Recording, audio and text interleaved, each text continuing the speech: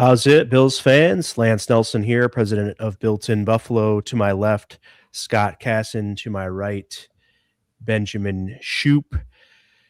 The Bills season has come to an end. It's a bitter farewell to more than just the old Highmark Stadium at this point, and we're going to get into that in just a few moments.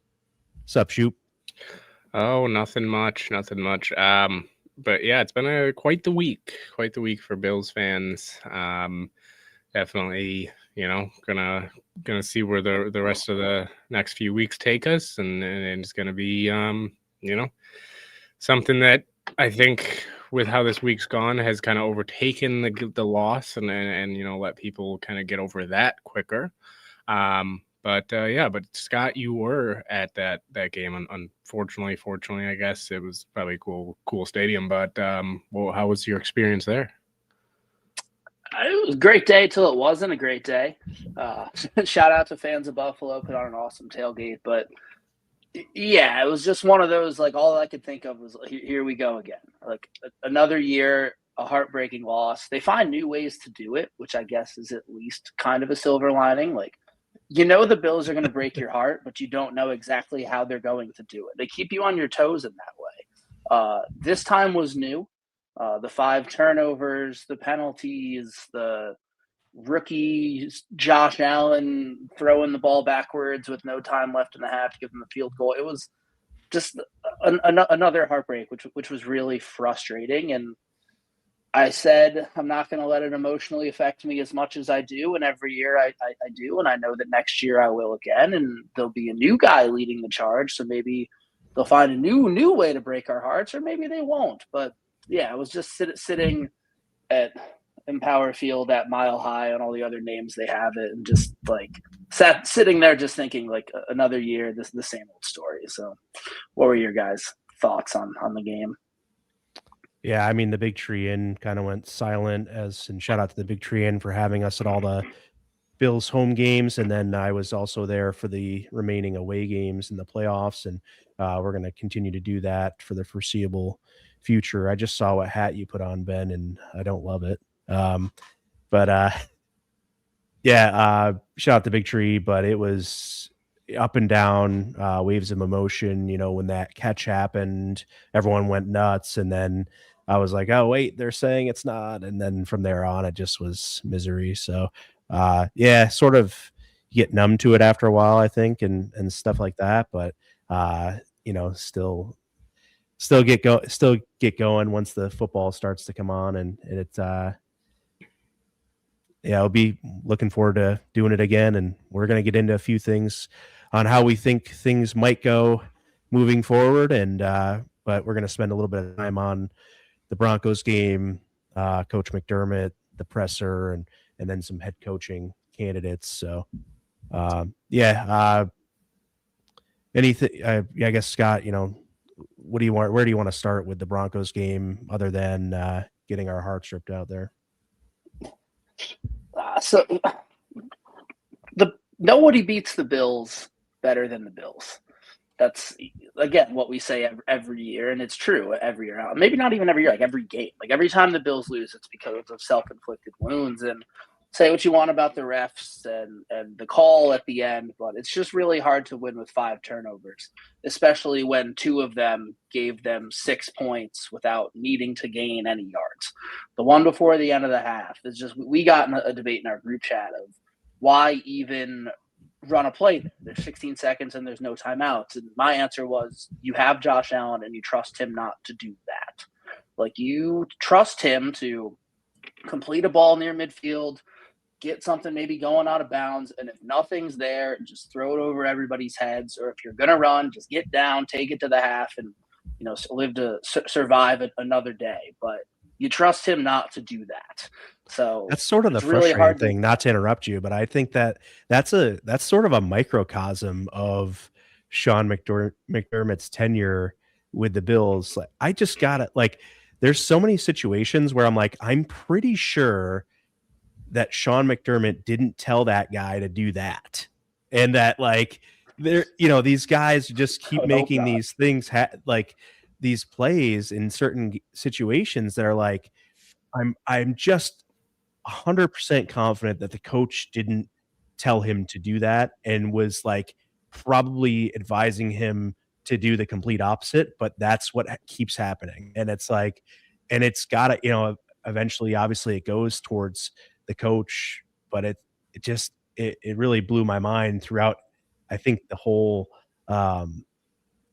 tenure there of situations like that where it's like, all right, he has a gut feel, he wants to be aggressive or something And I was fine with that. that's inexplainable on the field, and it's like, "Well, why did he even try it?" And it's like, "Well, because the player wasn't supposed to be a complete idiot, that's why." Like, Right. I was fine with trying to go get a field goal. You're in yeah, Mile High. You're getting the ball at like the 35. You get 15 yards. You can attempt a field goal. Like I right, was fine with that. You just trust that your 8th-year MVP quarterback who has had the wild horse tamed out of him isn't going to do that. And he did that a lot on Saturday. Like it wasn't his best game, which is a big bummer because they didn't even need him to have his best game. Like he played for Josh Allen standards poorly, and they still were the better team by a mile. So that was the extra frustrating part for me. Ben, what are your biggest takeaways? Yeah. First, I do want to just let everybody know we will get to most, if not all, questions. Hopefully, try to get to as many as we can. So we do see the comments. Just want to let everybody know that is putting a question in there. But yeah, when it comes to the game, I mean, and Scott, you kind of alluded to it of like, yeah, Josh didn't play his best, but at the end of the day, even when it's a bad game for him, he still has the ability to keep you in the game, and that's the frustrating part is he played a horrible game by Josh Allen standards, and really just in general, he didn't play the greatest game. And then he had some great drives, and it was kind of like back and forth of like, okay, well, you had the bad with the good, and it's a close game. You fought all the way back, and you still can't pull it out. It just I think when you saw all the emotion, I don't even think it was from the players. I don't even think it was so much from it's a heartbreaking loss with the penalties and everything, but it was also just they fought all the way back after playing that bad offensively, after having to do that at half, and they give up 3. So it's overall just one of those games where they found another crazy way to lose. And say what you want about penalties, catches or not. Should they have gone for it at half and tried to push the ball downfield, whatever it was. Either way, you can get rid of overtime and that play, and they still did not play a great game overall, right? They still had they would have still had 3 turnovers if it's not for overtime in that last game or last play of the half on offense. So it's hard to win in the playoffs when you turn the ball over. And if you're going to do it that many times, no matter who you're playing, like unless it's the Texans game where both quarterbacks are dropping the ball and losing the ball like crazy, you're going to lose that game if you are not able to get the turnovers back, and they weren't able to.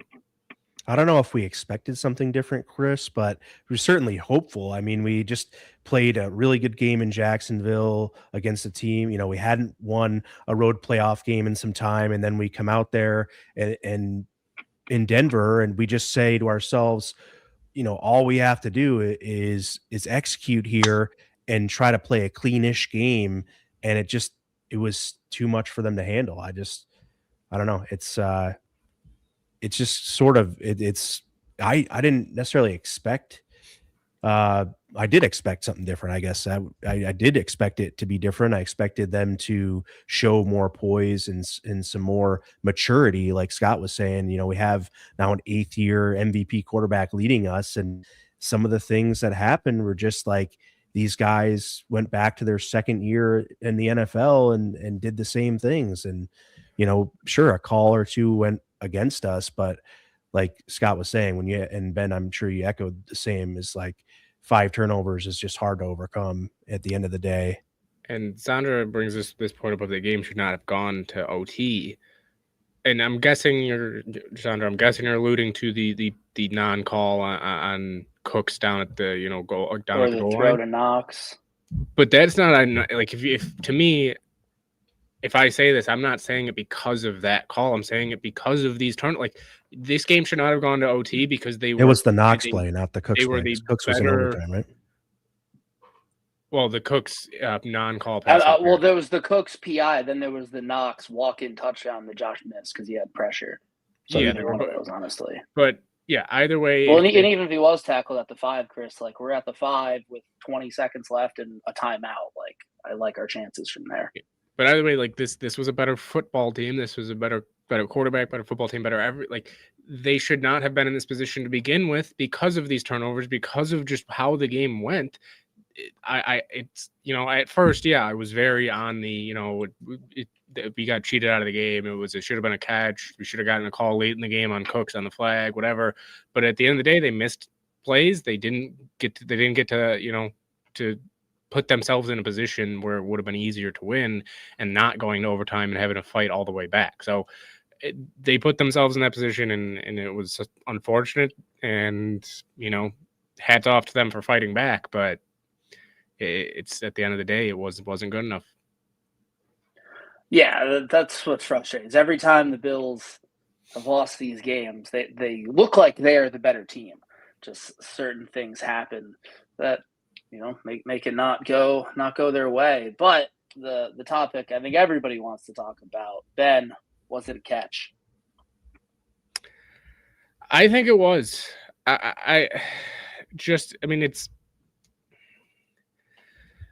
To me, it looked like he had it pinned on him, and when he hit the ground, he still had it. I don't think the whole point was he had to control it to the ground. I don't think the ground is what knocked the ball loose. That was the issue. Is you even saw it in other games this week. Literally the next day, it happened in every single game that had happened. Almost the same time, 24 hours later. Right? Yeah, like it happened in the Texans Pats game. It happened Monday night in the Steelers game. Like it happened literally every other game. It's similar situation, not all exact. Well, the Rams game, right? It wasn't Devontae Adams. That was like the exact same thing.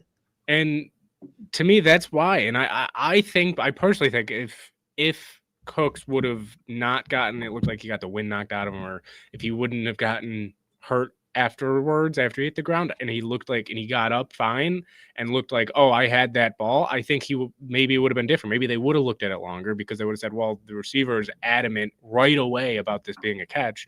Instead, he's down on the ground and they're like, oh, he did lose the control as soon as he hit the ground. But I don't think he did. So that's my thoughts. It is what it is. Unfortunate again, but I think he caught it. Yeah, it was a catch 100%.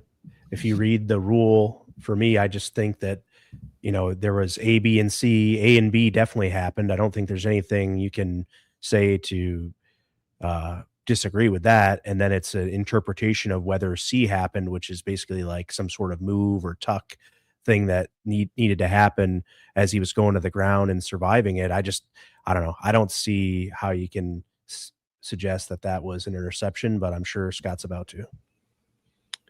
I am actually, yeah.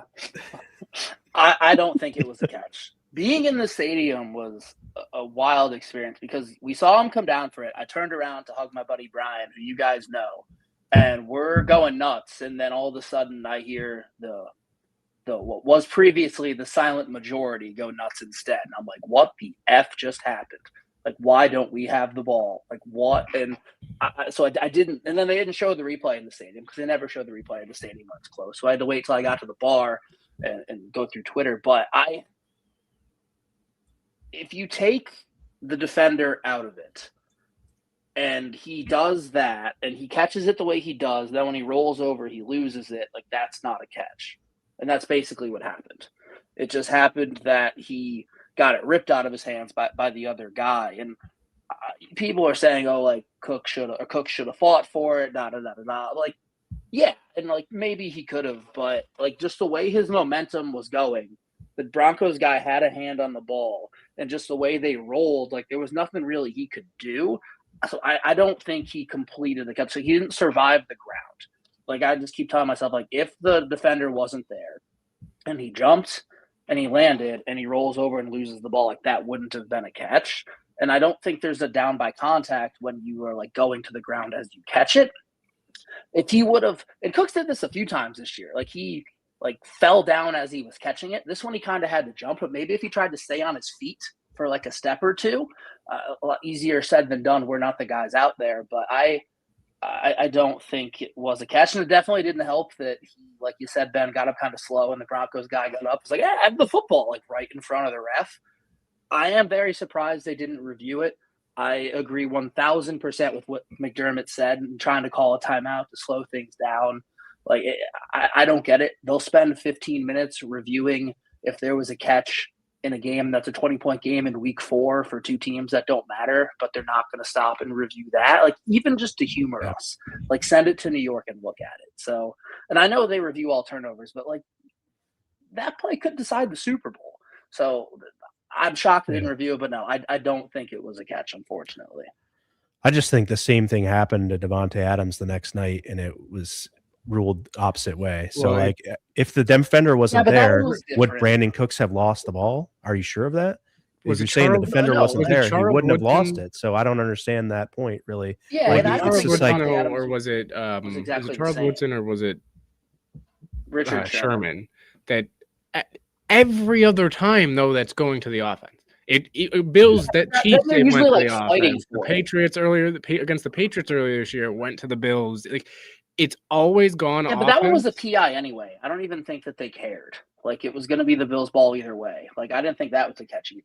But like, you know what I mean? Like, it's every time you see this rule, when it's the defender knocking the ball out, or it's right there, it always is going to the offense. Where if it was Yeah, just but that's going on to the dual ground, possession. This was never dual possession. Like, it was Cooks had it, and then he just little boyed him and took it from him, kind of all in the same process. But Like, you if said he had would've- his hand on the ball as he went down, so it was dual possession in that. Well, yeah, but like it wasn't. Like, I don't think Cook completed the catch. Clearly he didn't. Sure. yeah, Didn't have the ball anymore. yeah. Well, you Oh, get well, the benefit but of again, having the situation or the end ruling agreeing with that, but I don't know. Maybe I'm just biased, I guess. I don't know. I just don't. I don't know. I looked at it 1,000 times. I looked at it again on all the other angles they've been showing of it, and I don't see where that doesn't get called a catch in every other instance that we've ever seen. And then the day after it happens, it's eerily similar instances, and it goes to the offense. So I don't know. You can't get me there. Sorry. And I know you're not trying to. You're giving your opinion, and I respectfully will disagree with it. Let's bring And up our guy that's not why Dennis, they lost. 7-1 Slicks, perfect timing, Dennis, to get on here, and he says it's a catch, so I'm going with him. Do you All want right, to any more on the Denver game? do you want to do the 7-1 Slicker of the week, or do we want to go to question? Yeah, real quick, we'll do 7-1 Slicker of the week, presented by 7-1 Slicks Barbershop. Our guy Dennis, cutting your hair, the Cut app. Go out there and book your cut. Here's the QR code if you'd like to book. And shout out 7-1 Slicks on Broadway in Depew. Very great in the community as well. Gave out some kids' haircuts during back to school. Does a lot of things with veterans and different stuff like that. So really great. But the 7-1 Slicker of the week is Aaron Cromer. So congratulations on him retiring. I don't know if he really will be done. He's still 58, right? So I think he's pretty young to retire, but good for him if he does retire and go off into the sunset here. He was one of the best to do it, and we're going to give the 7-1 Slicker of the week to him for all of his hard work each and every week with one of the best offensive lines in football today. Any comments on Cromer, guys? Awesome O-line coach. Glad that he was here for as long as he was. I'm blanking on his name, but it sounds like they're going to promote the assistant, assuming the head coach is okay with keeping him, who is pretty well respected. Right. So hopefully that kind of lineage passes on. But yeah, we asked Osiris Torrance about him earlier this season when we interviewed him at Wingnuts, and he couldn't say enough good things about him. And that's pretty much what you hear from everybody. So definitely will be missed. Yeah, I don't got anything else to add than what you guys said. But yeah, see how that position being filled is how whoever it is can live up to Cromer. All right, let's go to a comment now here. Did Bo Nix show more composure during the game than Josh Allen? at times. Yeah, I think it was sometimes he did, sometimes he didn't, because I think there were a lot of times Nick's, when he got pressured, didn't really look composed, automatically would just scramble, throw it away. Like Josh had his moments, but Nick's had his moments. I think I think they'd both probably want some plays back. Obviously, Josh would. I think Nick's would say the same thing. And, at the end of the day, I guess he was composed enough to beat Josh. So I don't know if that says he was more composed or not, but he's composed enough. Yeah, Austin Gunn is the assistant offensive line coach you were thinking of. Sorry, had to look that up. Yep. I don't think Josh was not composed for the majority of the game. He just kind of turned his brain off a couple times, which he's been known to do. Like the play before the end of the half, we already talked about it. Like zero composure. He didn't have Will Ferrell in his underwear with Burns on his back yelling to keep his composure. I think maybe they needed that at halftime. That might have helped. But I don't think Josh was not composed.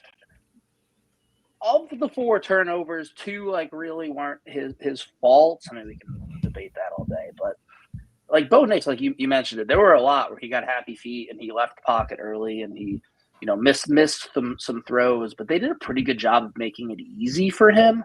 Like the 3rd and 11 on the drive to go take the lead at the end of the game, like Courtland Sutton's wide open. Like they did a really good job of scheming things for him, which Sean Payton's going to do. So I think they both were pretty well composed at times, but yeah, like you said, Ben, Bo won the game, so that could be true.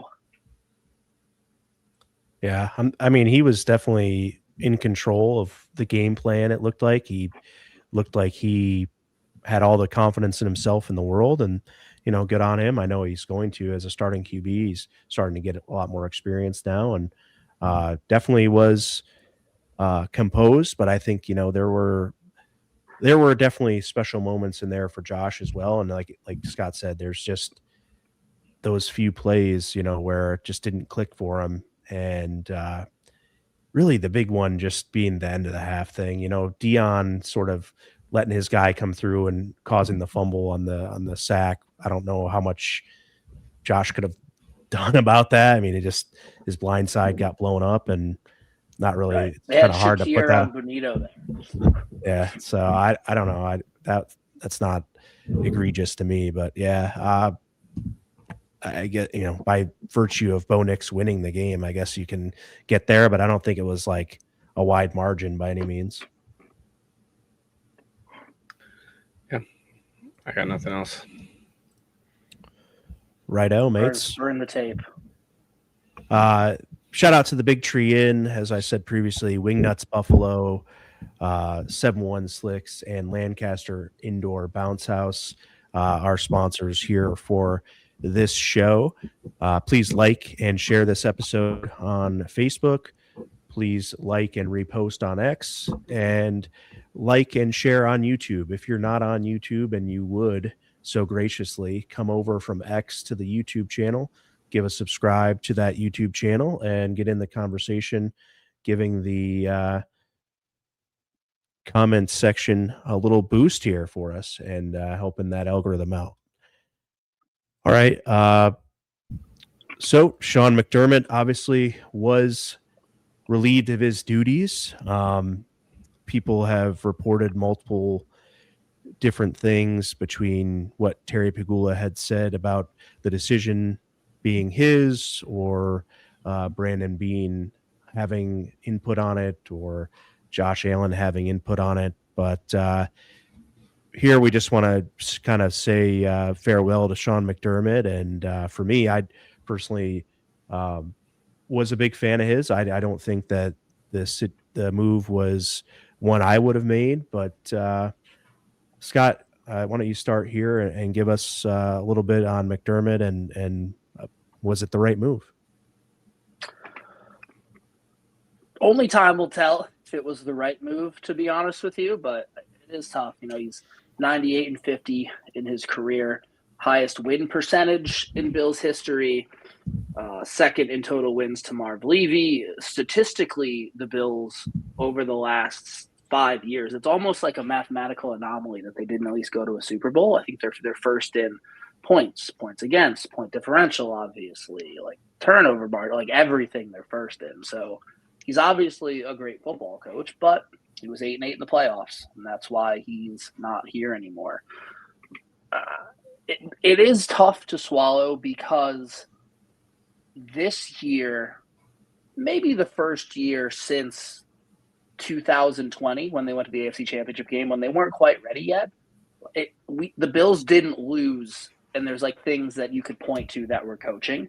Like they turned the ball over 5 times. We talked about that. There were questionable calls, but they lost because of 5 turnovers and Josh Allen, kind of losing his composure at times. But it is tough. And I know Pagula said that when he walked into the locker room and guys were crying and the team seemed broken, that's when he decided to make a move. Like, I'm sure part of that's true. I'm sure that's what cemented it. But this was definitely in his mind that if they didn't at least get to the Super Bowl this season, some kind of change was going to happen. But I also did see his point in that, like, you've never seen Josh react the way that he did. You've never seen Dion react the way that he did. Even Brandon Cooks, who's been here for 7 minutes, was crying about it. And obviously he played a pivotal part. But after such, this team's been through so many emotional losses, like we talked about earlier. And if it's hitting us hard, it's hitting them tenfold. That maybe it's just time for a new voice. Like maybe it's time to change things up and start fresh. It kind of hey, that there's scar tissue there that's never going to heal. Maybe a new leader in that room is what's needed to kind of push them over the hump. Again, isn't it the right move? I don't know. Time will tell. But the truth of it is they didn't get it done in the playoffs. They've had awesome chances. The area code 8675309, whatever, that Terry Pagula started the press conference with yesterday. They've had chances they've had kicks at the can. They just haven't gotten it done. So say what you will about who stayed, who got promoted, who isn't here anymore, but something needed to change. We've been saying that for the last few weeks. Is this the right change? I don't know. Only time will tell, but something needed to change, and at least they're trying something different going into next season. 5-2-3-2-2-2-6 was the seeding over the last 6 years that Pagula rattled off. I thought it was his pin number, maybe. Like Scott said, he's a great coach. He really is. Was it the right move? We'll see, I guess. I personally, for me, I was ready to move on. I've been ready to move on really for about two years now, 2.5-ish years. For the longest time, I fought against it. I fought against getting rid of him because of the same reasons everybody says now, the uncertainty. The grass might not be greener on the other side. Yeah, but it's also, the old saying of, I can't even think of it right now. It just blanked in my head. I just had it 5 minutes ago. Just blanked on it though. But when you do it over and over and over again and it doesn't work, and if you continue, it's not all of a sudden, it can't all of a sudden work in the NFL, but if you do it 9 times and you don't get to the ultimate goal, at some point, like Seth said, at some point you have to make a change. Now, was this the right change? We'll get to that. Maybe not. We don't know. It's just, we've had, the 9 years. He obviously broke the drought. I think some people are just so worried that we're going to go back to what it was before the drought. I mean, it's the first head coach hiring that we've had like this, right? Every head coaching hiring we had during the drought was hope. Now it's, well, we hope that he can do as good as McDermott did or better. It is a lot of uncertainty, but at the end of the day, there was something needed to change. I thought something needed to change last year. I thought something needed to change the year before that. I've always said that I think McDermott's a great coach, but he does also have his same issues every year. You guys have heard me talk about it all season, of how every year it's the run defense, every year it's the tackling, every year it's somehow falling short. Every year it's the same issues. So as great of a coach as he was, I think it will be refreshing in a way to be able to see kind of how the new offense and defense can work and just what a new coach brings. Wish him nothing but the best. I hope wherever he goes, he has success, unless it's, I know not this year, but unless it's a AFC East opponent. I hope all the best for him, and hope that he can turn another franchise around. I would love to see him turn Cleveland around, because that would be the ultimate task at this point for a head coach who can turn around the Cleveland Browns.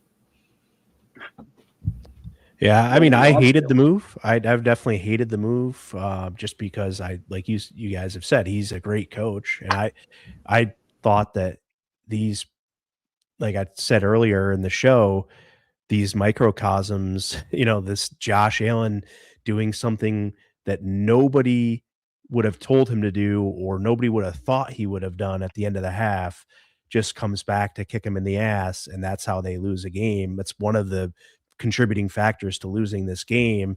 And it's like, it just keeps happening. And, part of it too, I think McDermott also put a lot on his coordinators' plates to get these guys in the right positions. And they didn't always, get that done either. But regardless, I think I can get to a point now with, having time to sit with it, letting the emotion sort of dissipate a little bit on it.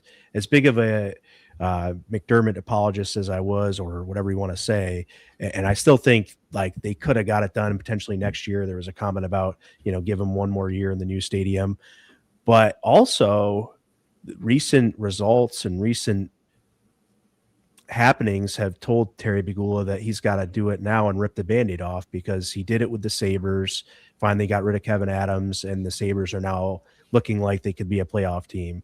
Look what New England did. They got rid of their coach after 1 year. Mayo was in for a year. They said, nope, this isn't working. Let's get our guy Vrabel in here immediately. And now they're about to head to a Super Bowl, basically. So like there's, this quick, swift action that needs to be taken when you think something needs to change. And I think that definitely plays a role in making this move.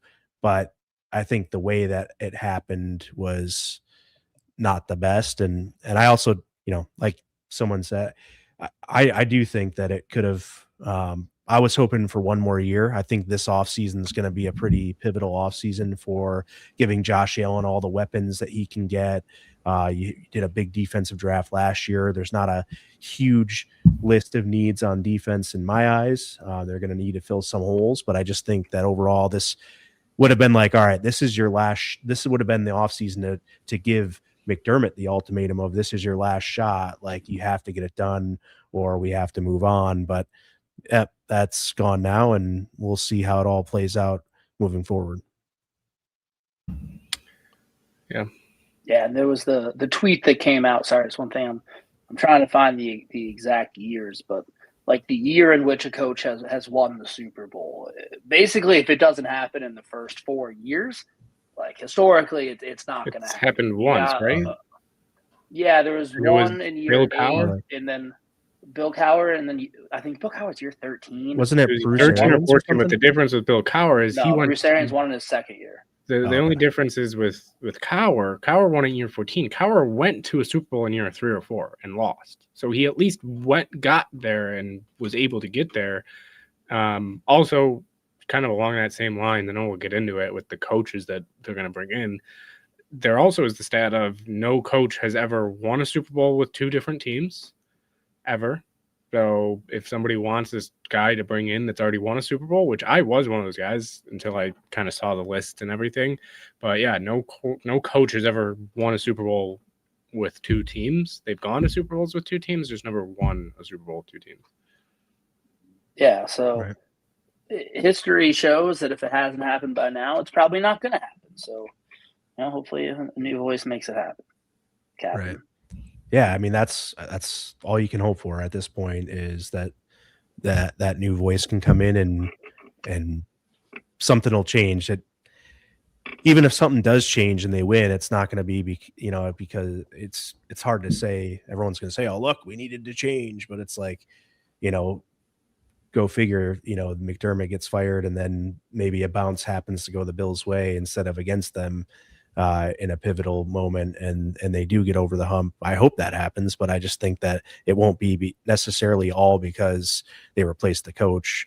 But regardless of the reason, they need to get over the hump, and however they accomplish that, I'm going to be all for it. I do think, I did think that McDermott would have gotten one more year to give it a go in the new stadium, with this offseason being what it is, and being able to hopefully invest in the offense now. But hopefully whoever comes in has a much better philosophy on offense. And as they said, all the input that the coaching staff has on the draft, apparently, hopefully that input pays off here moving forward this year. And the offense is as good as it's ever been going into 2026 and 27 season. All right, Eric had a good question here. Ben, take this one. Do you think it's easier to replace a head coach than a GM? For the Buffalo Bills, yeah, because I think if you're going to put Terry Pagula in charge of finding a new GM, that's not going to go well, where now you can put the GM in charge of finding a coach. I mean, it's tough because it depends on who the coach is that you're keeping. It depends on who the GM is that you're keeping. It really depends on a lot of different things. I'd probably lean that it is a little bit easier to find a head coach, just a little bit, because you've seen all these teams with just mishandled pretty much everything when it comes to cap drafts. A lot of that, like a lot of teams stay bad a long time, and a lot of times it's not as much to the coaches people think. The coaches are always the ones that, after 1 year they're fired, or after 2 years they're fired, when they haven't really been given much yet. So I would probably lean GM, but I think it's very close. Or lean head coach, sorry. Yeah, easier to replace the head coach. You would think so. Like it seems to be that there's more potential like candidates. At least we know of more potential candidates, but it seems like in the NFL, a GM gets at least one chance to pick a head coach. Like, I know he's been here for 9 years, but Bean didn't pick McDermott. McDermott honestly kind of maybe picked Bean, which is kind of ironic the way that it all ended. But they hired McDermott and then didn't hire Bean for a few years later. And clearly Terry trusts Bean, and that could be some of Bean and Terry maybe talk a lot more because they're watching games together. They're not as involved with the day-to-day of the players. But, like, yeah, there were some questionable moves this year with receivers, and this maybe not the best roster the Bills have had. But, like, anybody who's saying Bean is a bad GM, that's just not true. Like, he's built a very good roster for the last 9 years, and some of that's McDermott as well. But, like, Bean's good at his job. So I think part of that is it could be easier to find a coach than a GM, but also I think they're giving Bean a shot to say, hey, like, pick your guy. Like, if we don't do it in the next couple of years, you're both gone. So, but like, you're getting a shot to pick your guy. I like this. Kim Pagula was been saying this too. I was going to get to it a little bit later, and we'll discuss it in the next segment too. But Kim Pagula was a force and very involved with this organization, and isn't here anymore. So things will be a little bit different. Isn't doing things with the team anymore. Obviously, she's still alive, but it's just I'm going to touch on that a little bit more in the next segment. So I don't want to go fully into it, but I did like the comment from Sandra. She definitely was into it. And look, Terry's got his role, and people might want his role to be different, but it's going to be Bean's job now to run this. He got promoted to president of football operations, and what do you think of the Bean promotion? Was it deserved? Deserved. I mean, it's kind of a tough question. It's like, I don't think,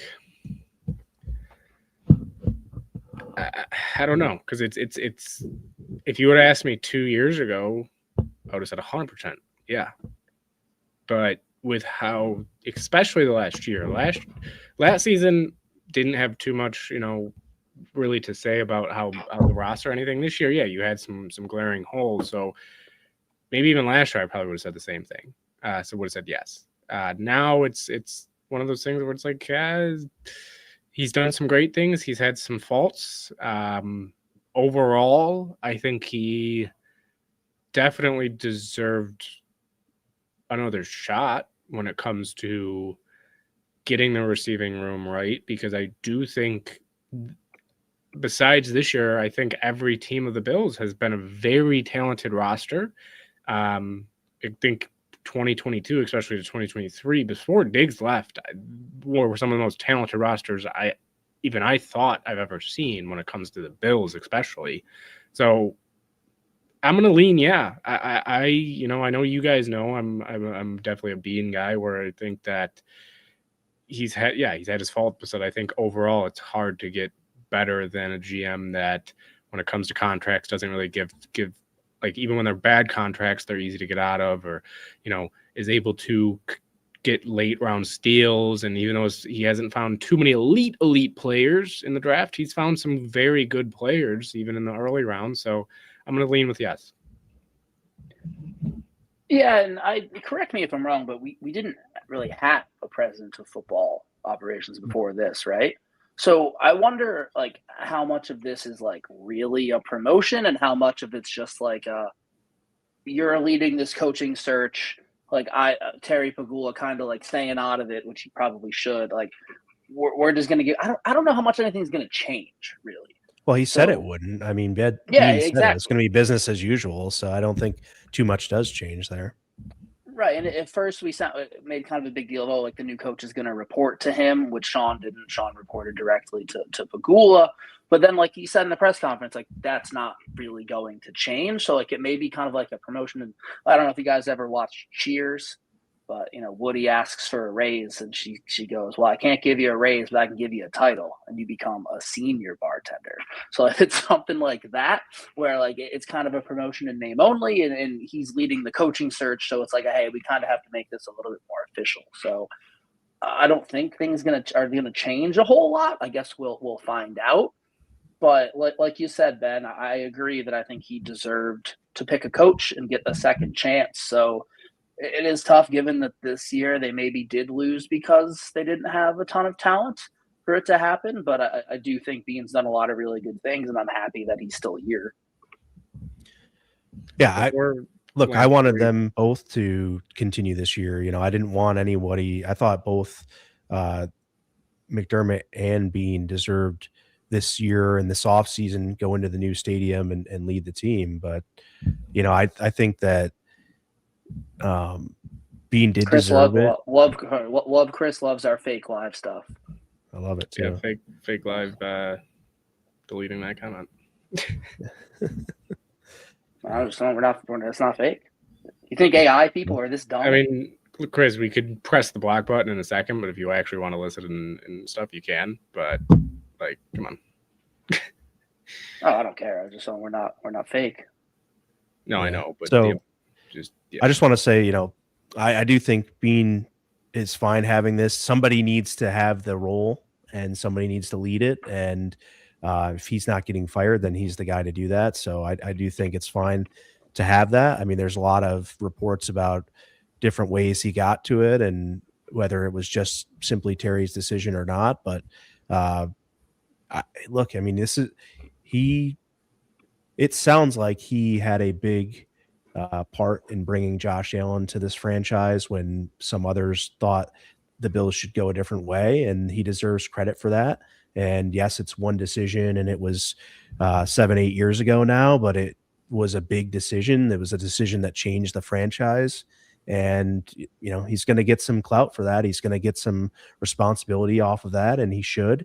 And now it's going to be Bean and Allen probably leading the team, those two, to get the next guy in town. So the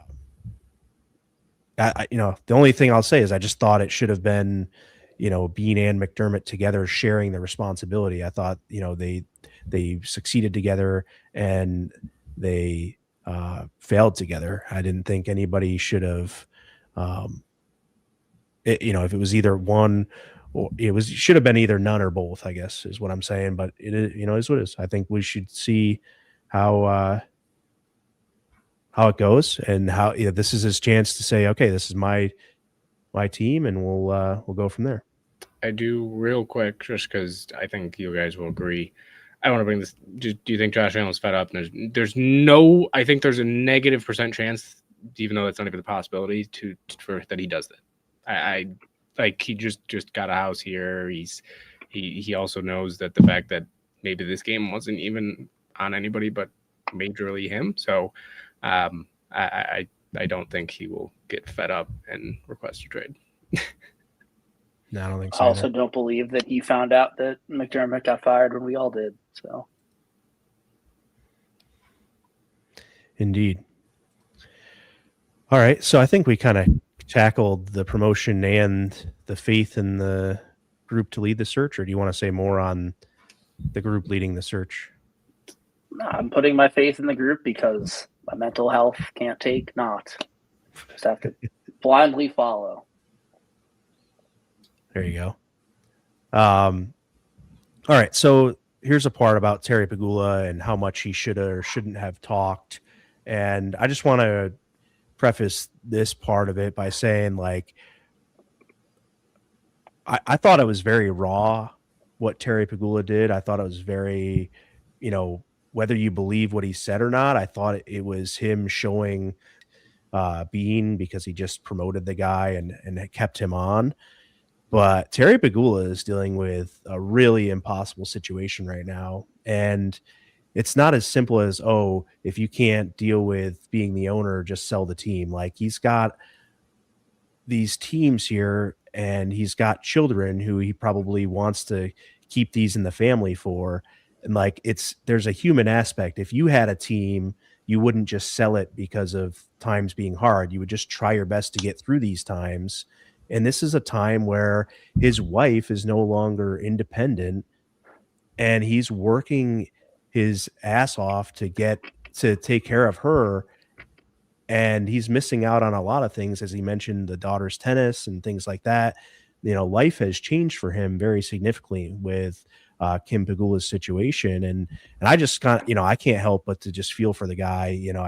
I understand the business is to win and you're a sports owner, but it's a sports franchise. It is a game and he's got real life to deal with. And I think people would crumble in his situation. And so to sit out there and blast him because he mixed a few words or said the wrong thing in your eyes, I don't agree with that. Like, I think he could have said less. I think it may have been a better look if he said less, but otherwise, like, he was trying to be out there standing up for Bean. He was trying to be out there, being truthful and raw at least.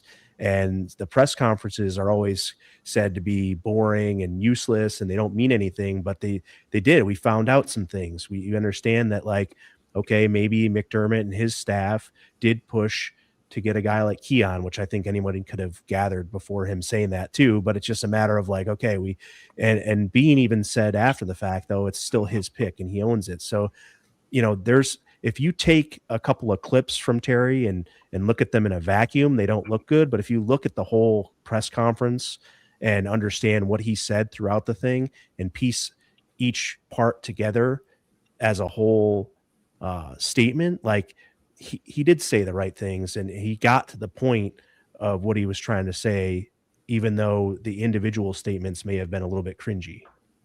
I agree exactly with what Bills fan 7883 here said. Really, other than the Keon debacle, I don't think it was that bad. I really don't. Yeah, Terry probably said some things that he worded things poorly and then would kind of jumped around. But again, he's did you guys already 74, right? 74 years old, like, probably dealing with a lot. He's had a long past few years. It is probably one of those things, and he's also just not good at press conferences. He's never been good at press conferences, whether it's the Sabres or the Bills or whoever. He's never exactly been the best at that. Yeah, it could have gone better, but I think I do agree that I think Bean handled everything pretty well considering. And yeah, it just sucks the amount of, I guess, energy, time, and just the amount of people that spend so much time talking about this and analyzing it, when at the end of the day they pretty much came out and at some points were overly honest and too honest with some things. Right. So yeah, which I find refreshing. But that's just me. Like, there were definitely points that made you roll your eyes. Or there were like points where like Bean would be like, let me just step in here. It's like, okay, I probably don't have to do that. But yeah, like, I didn't think anything he said was that bad. Like we said, I'm sure Keon, if he was up in time to watch the press conference, was probably like, the fuck did I do? But like, other than that, like, I didn't really think there was anything that wrong with it. And like we said, of course he's going to try to defend Bean. Like, that's the guy he just picked to continue running the team. Like he's not going to say anything bad about him because he's trying to justify that he made the right choice in the moment. So it was cool. Like we seemed to get like a decent amount of access into Terry Pagula's mind and take pretty much everything he said with a grain of salt because I'm sure it wasn't the whole truth. It was press conference truth. But yeah, we'll see going forward. Like Lance has said a bunch of times to us, like that they have a plan, and I believe that they do. People were saying, "Oh, they have no plan. Like there's no like names listed." Well, like if you have a head coach and you're in the playoff, why would you have a plan for who your next coach is? Like you don't need that plan, and having that plan kind of shows that you don't have faith in the guy that you have. So they're in the process of coming up with that plan and going through interviews. But yeah, I didn't think it was as crazy as the talking heads on ESPN, who I'm sure just watched a couple clips, said that it was. I do also want to bring up this comment from Chris as well. I don't know if it was so much that he was surprised that they were upset. And even a lot of reporters that were in the room said it. A lot of everybody that was in the room or heard, like, they all said, no, it was way worse than usual. Like, it was an emotional scene. And Pagula's been there for, obviously every single year they've lost. He's been at almost every single locker room. He's seen it. So I don't think it was so much he was surprised they were upset. I just think he was surprised at how hard it hit everybody, considering that, yeah, it's been something that's happened over time and a bunch of times already. But yeah, a lot of people said that, no, it was one of the darker days in any Bills locker room over the past 8 years. Yeah, like I said, they find a new way to break your heart every year. And for the players, that's even more so. So I think that's just all kind of built up to why they thought they needed a fresh voice.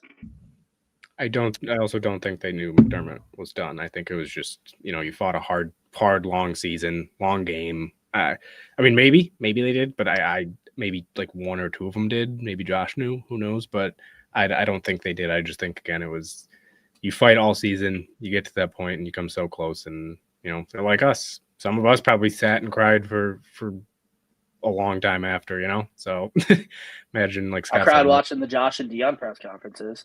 Yeah, like imagine my buddy's place in Denver. I was a little drunk, watched them, cried myself to sleep. Okay, I was more than a little drunk. Yeah. So like you said, Scott, imagine how we felt a lot of this way. Imagine how they felt. They probably it was way worse for them. Yeah, so we talked on it a little bit, but Lance, you think this means Keon Coleman's days are done? We can go through this kind of quickly. I'm sort of torn on this because, like, yeah, I guess it didn't look great overall for like the optics of what the initial comment was. But again, if you look at the full presser and what was said throughout the entire press conference and not just one comment in a vacuum, like, they talked about him having 2 years left, being a player. And maybe they're saying that so that, like, hey, other teams, like, he's still going to be good. Like, you should. But I think it's going to be hard to move him if they want to now, and we'll see where things go from there. I don't know that. I don't know how he'll feel honestly, and I don't know how he should either. Like, I'm sort of torn on the whole thing. Like, is it just extra motivation? Come back stronger, wiser, better, and prove them wrong, or is it like, I'm done with y'all? Yeah, I think it'll depend heavily on the head coach, whoever that is. Maybe a head coach says, no, I think I can use him and I want to keep him here. Some may say no. I don't think he's going to force his way out. I mean, I don't know what leverage he would really have. So I think that's not an option. I don't think it's an option for him to say, hey, now you got to get rid of me. I think if you can bring a guy like Cooks back, if Bean can say, hey, listen, our owner is a little emotional. He, doesn't fully understand everything. He's not exactly the greatest with words. We do want you here. We want to, we want to help you progress. I mean, who knows? Maybe they do maybe they do trade him in a month. Who knows? Like, we don't know. Or whenever it opens up that you're allowed to trade after the Super Bowl again. But yeah, I mean, I think heavily it will depend on who the head coach is. Yeah, I don't think the press conference and what was said about him is going to affect if he's on the team next year or not. I think if they're going to try to trade him, they would have done so anyway. Like I'm sure it didn't feel good for Keon to hear that, but like I'm sure he doesn't like if he doesn't know that that's the way things are going. Like, brother, we got to have a little heart to heart here. Like, I'm sure he is aware of his standing in the organization, and I would imagine he wants to prove people wrong. I would hope anyway. Like, if anything else, they should put a chip on his shoulder to put in work. Maybe work out with his cousin CD Lamb this offseason. Like, have the awesome offseason that you had last year again, and hope that things go better for you. Like, it doesn't seem like he's a guy who doesn't work hard. It just seems like he's immature. So I personally would like to see him back.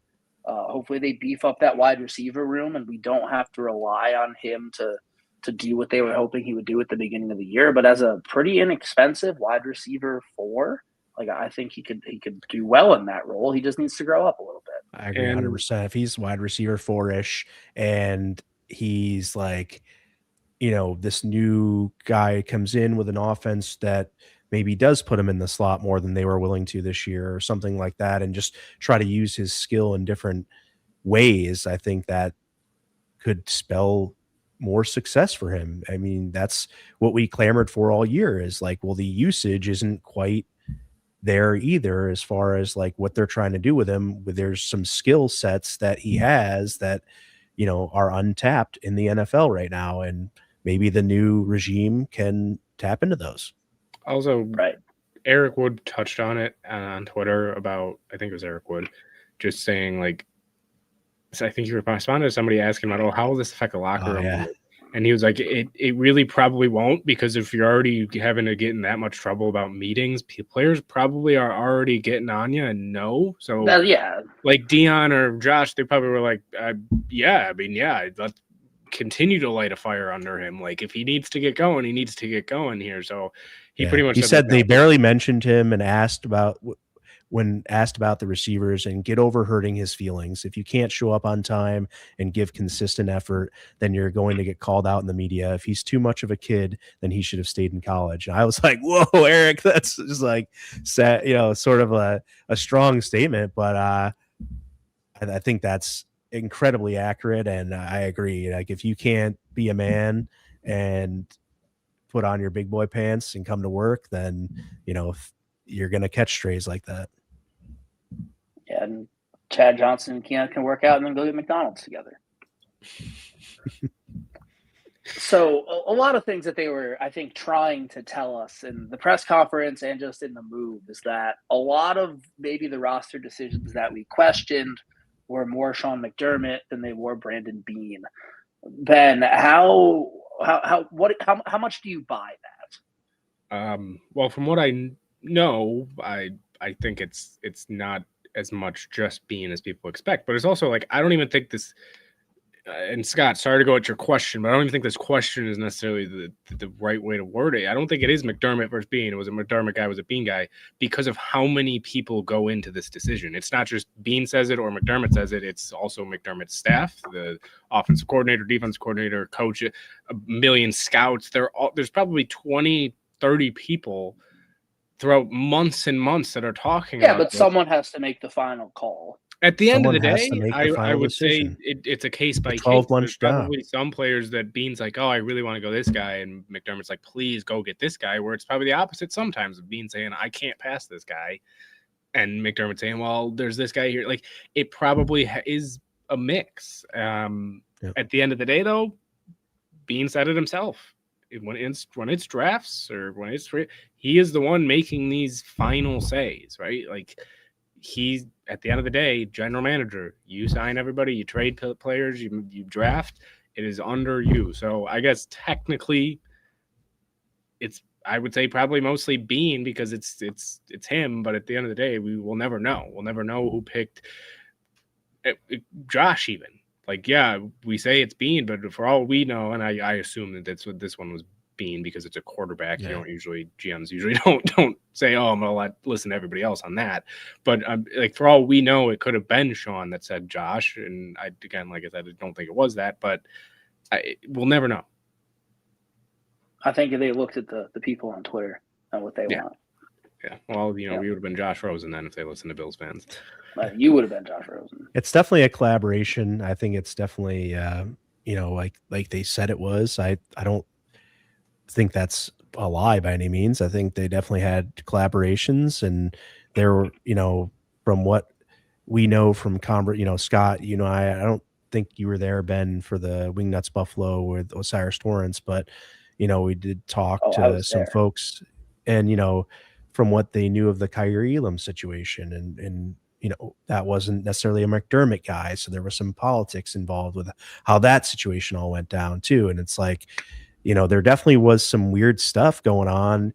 When I talked to KJ Hamler this summer after he got released at Dion's car show, he was like, the politics in this place are crazy. So there definitely were some things happening that weren't necessarily copacetic. We know that. We don't know the extent of the divide or the rift, but there was certainly, based upon, like I said, I had firsthand conversation with KJ Hamler that said there was something weird going on there with the staff.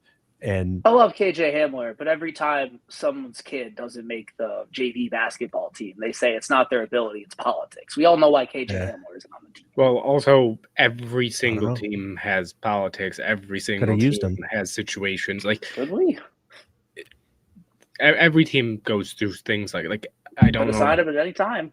Patriots probably went through this a million times during their dynasty, where they had coaches go at it, or whoever it was. So, well, that's what they said too in the presser. You got it from them. Like, this happens in every organization. You have this way that things have to work. There's just a lot of people that have jobs, and their jobs are to have an opinion of things, and you have to take all those opinions and make a final decision. So that's sort of the whole point of having staff and employing that many people, right? That wouldn't make sense otherwise. So, but I think, when you point to a guy like Elam or now a guy like Coleman, though, you have to at least admit there is some things going on behind the scenes that would suggest, this was one guy or another making a decision, and the other guy wasn't necessarily happy about it, or things weren't panning out for that person, and why was that? But I think we saw with Khair that maybe that wasn't necessarily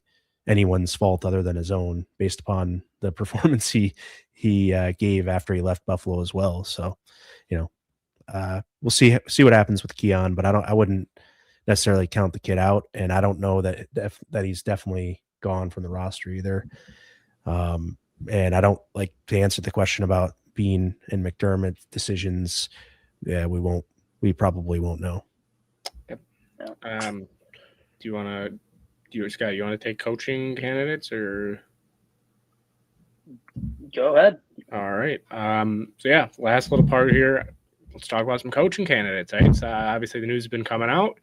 Who's getting interviewed, when's getting interviewed. Not every coach we know. So yesterday, Joe Brady got his in-person interview, which I believe is his third or fourth team he's interviewed with: Baltimore, Arizona, and somebody else. So there, Joe Brady got an interview. Brian Dable got his in-person interview today. Lou Anarumo, who was the Colts defensive coordinator, he was also before that. Why am I blanking on the defense that he coached? The Bengals defensive coordinator before that. He interviewed in person today as well. Anthony Lynn, former Bills interim offense coordinator, then interim head coach, and then Chargers head coach, and Rooney Rule. Huh? What? All right. Anthony Lynn, don't know when he's getting interviewed yet. Part out loud. Anthony Weaver, Dolphins defensive coordinator, don't know when he's getting interviewed yet. Grant Udinsky, I don't believe that we know with him yet either. I think Sunday, they said. Oh, Sunday or Saturday? It's one of the two. It's Sunday or Saturday. He's getting interviewed this weekend. He is the Jags. Sunday, I believe I saw. So far, that's all we know so far. They cannot interview Clint Kubiak yet. They cannot interview Joe Webb yet because they're still in the playoffs. Whoever else is in the playoffs, they can't interview yet. So that's the list so far. First, start off, we just mentioned Kubiak, right? He's a guy, Seattle's offensive coordinator, gotten a lot of, rumors and saying, the Bills that's going to be their guy. Lance, we'll start with you. I mean, it could be by this weekend. It could be by the Super Bowl. Will they wait for Clint Kubiak, will it depend on if they make it past this round? Then no, they're going to go elsewhere. What do you think about Clint Kubiak? Do you think they'll wait? And what do you think about him in general as well?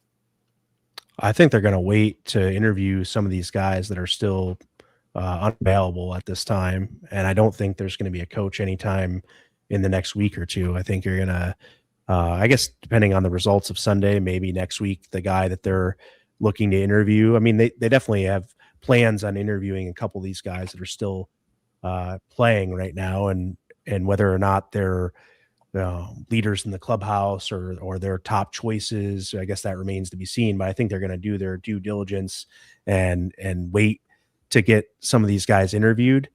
But yeah, we'll see. I mean, if Josh Allen has a big say in it, I'll be interested to see how they pass up on Brian Dable. Like when the job first came open, like my mind just went right to him immediately.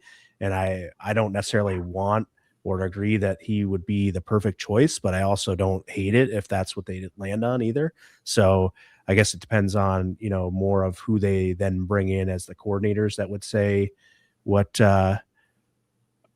what I thought of the whole staff altogether. But if Josh Allen has a heavy influence, I just feel hard pressed to think that Dayball would get passed up, and maybe he'd take an OC job here again, not being under McDermott. So we'll see if his interview leads to him coming back in any capacity at all, whether it's head coach or OC. But I thought it was funny earlier this year when Joe Brady did interviews, how I thought to myself, wow, he sounds like head coach speak right now at times. And I don't know if he's the right guy for Buffalo necessarily.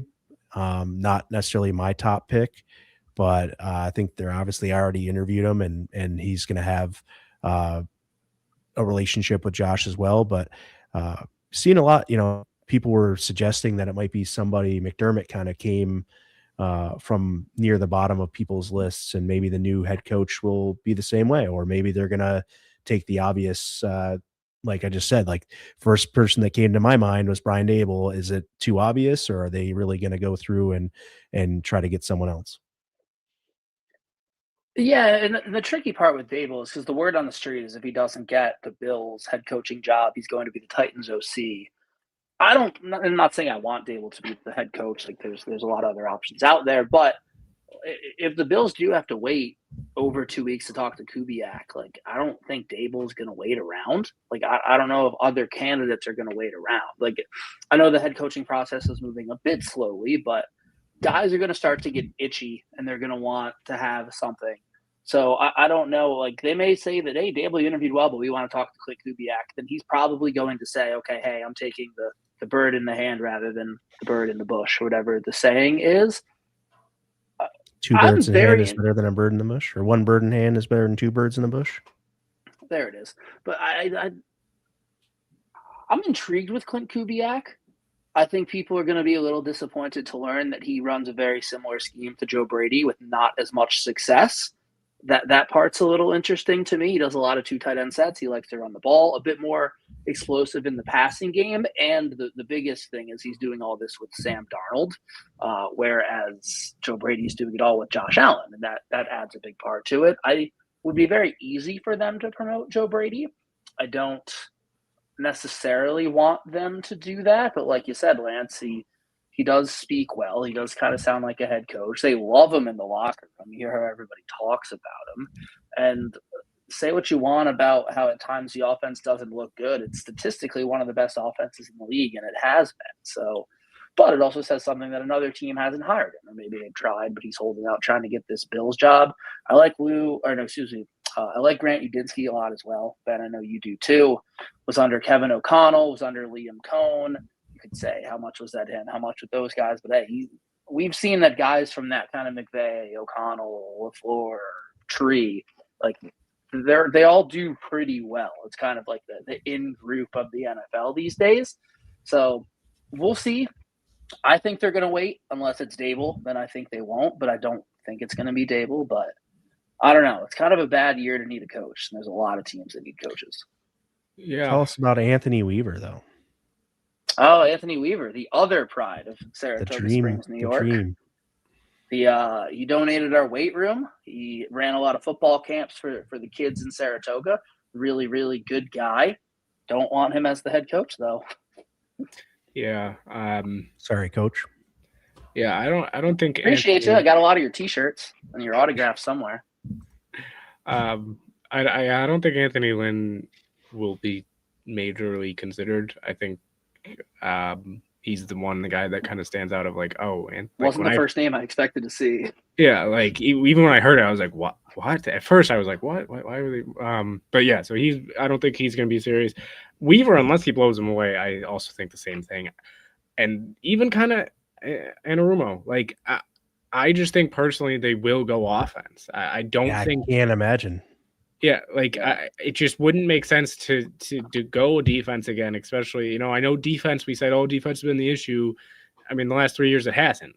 In the playoffs, at least, it hasn't. It's been the offense not being able to come up. I mean, yes, the defense hasn't been amazing either, but I just think you don't want to continue to go through this cycle of changing your offensive coordinator every year, every other year, because they either get a job or they don't work and then you got to fire them and everything. Like, go get your head coach that's offensive coordinator, or that's the offensive minded coach, and potentially be able to have Josh as head coach for the next, offense for the next however much longer he plays. Like that's the upside, is if you go offense, you can go with a guy that could be here for the rest of Josh's career and won't have to change offenses again. So I'm not personally a huge fan of the Dable or Brady idea.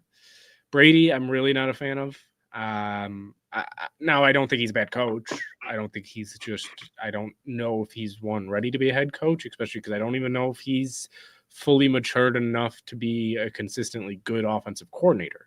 So that's the other thing for me, is like, he's had some great games, but he's also had some very bad games when it comes to calling plays. Do we want to add more stuff to him when he already, is struggling there?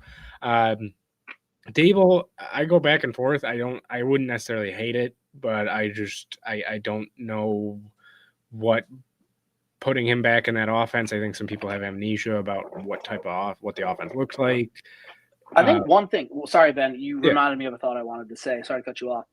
When Dable was here, the offensive linemen literally high-five after run plays with how infrequently they ran the ball. And our offense is built around James Cook and heavily invested in James Cook. So, yeah, I agree with you. I don't know if his style is necessarily what the current Bills are built for and what they want to do. So, sorry, you saying but that. I think James Cook can be used in a passing game more, though, too. No, that's the other thing. Of like, will the new coach be able to get That's him? not what he's best at.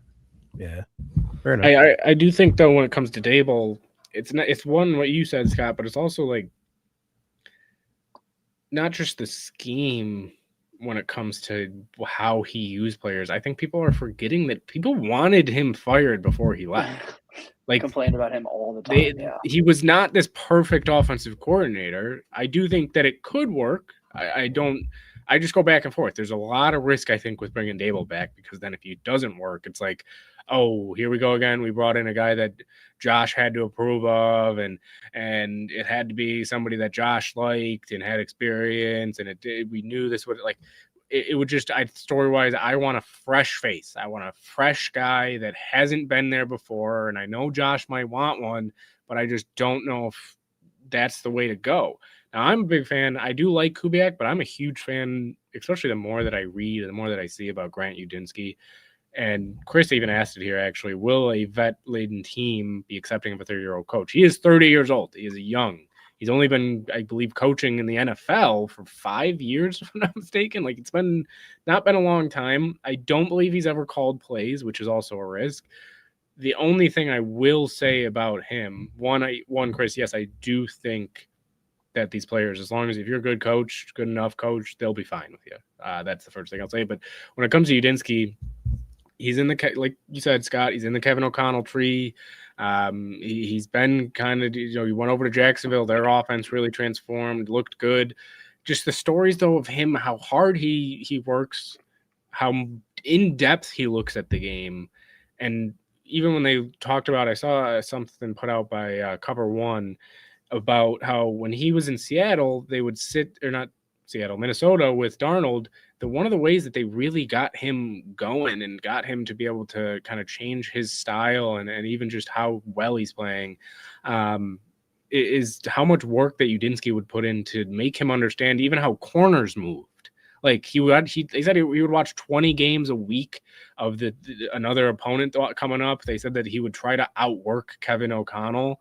And it's just, I'm a huge fan of getting a guy like that. And my one thing I will say, this might be a huge overestimate, but Sean McVay and Kyle Shanahan, when they first were getting looked at, they were not the hot hand in the room. They were not Ben Johnson, right? They weren't, oh, this is a huge guy, he's got to go get it. People were skeptical of him. They said, yeah, this is a young offensive mind who is super smart, but there was risk of, oh, well, have they been doing it long enough? Do they know? Can they do it? So if that's your reservation, I just don't want to pass on another guy, because the Bills were very involved and very interested by Kyle Shanahan in 2015, and they didn't hire him for that exact reason of, well, they thought he wasn't ready to be a head coach yet.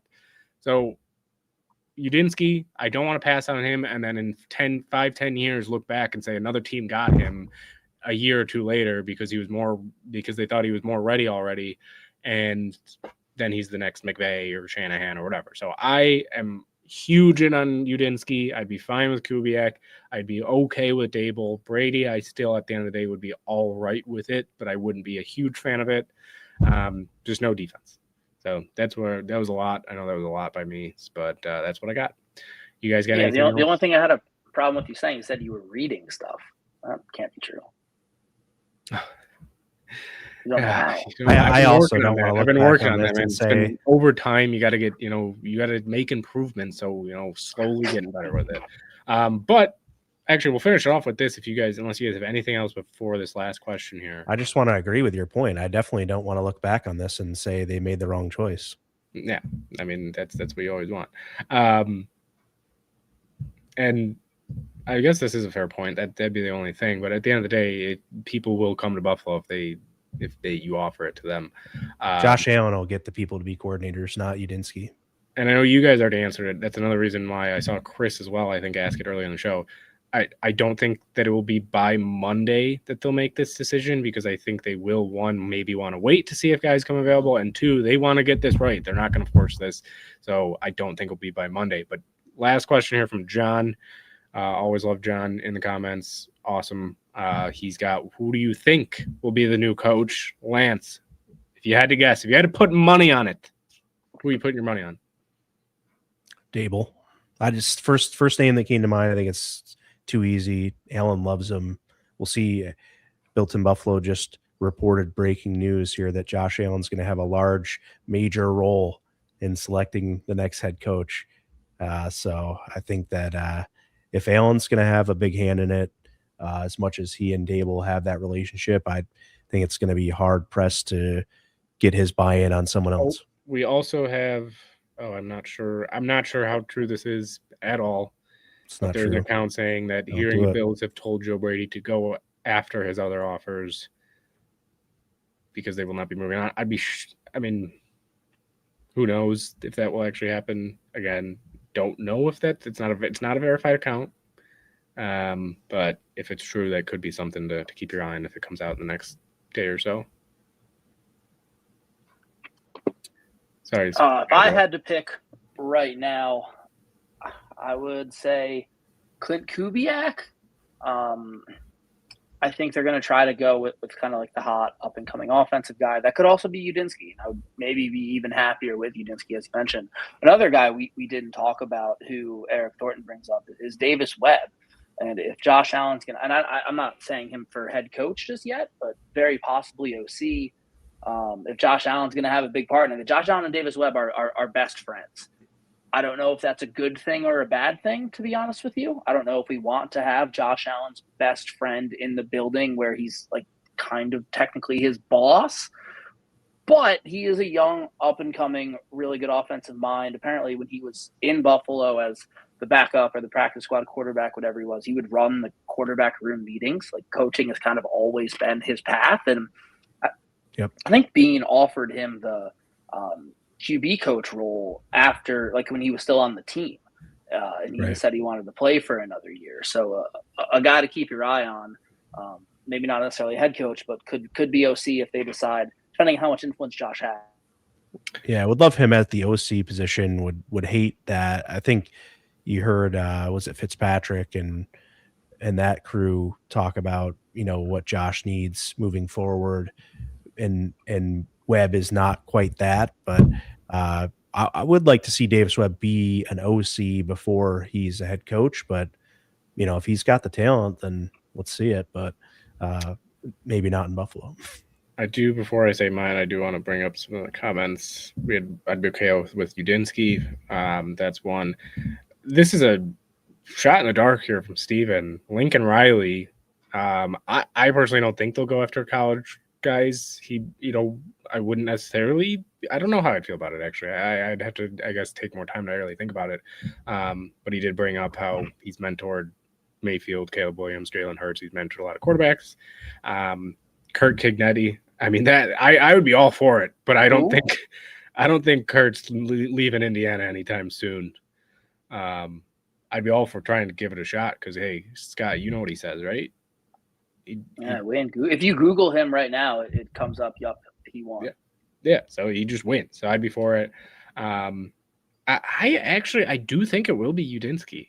I just have a feeling that they're going to want to go with a guy like, especially from all that I've heard, especially the past day, it's been mostly, but I've heard just countless and saw countless things about how around the league people are talking about this guy being a guy that is just there. He knows it. He knows the game. And, you know, he lived out of his car 5 years ago and he worked his way here in 5 years. Like, to me, I just think that they won't want to pass on a guy, and I think he'll have a really good interview. So I think Udinsky could be the surprise here.